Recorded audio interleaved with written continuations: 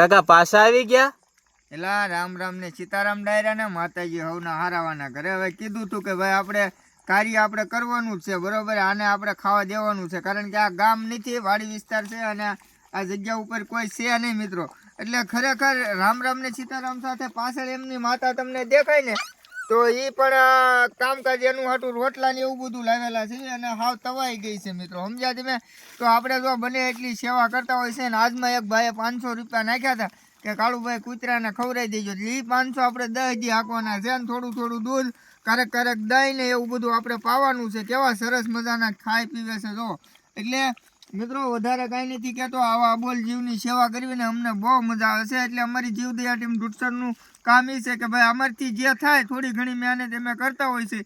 બાકી તમારો બધાનો સાથ સહકાર ને સપોર્ટ સારો છે. અને ખાસ મિત્રો અમારી સાથે છે રોનિલભાઈ અને યશ કાકા છે, વિડીયો ઉતારે છે. એટલે મિત્રો આપણું જય બજરંગી ફેસબુક પેજ છે, આમાં તમામ આપણા સેવાના વિડીયો છે.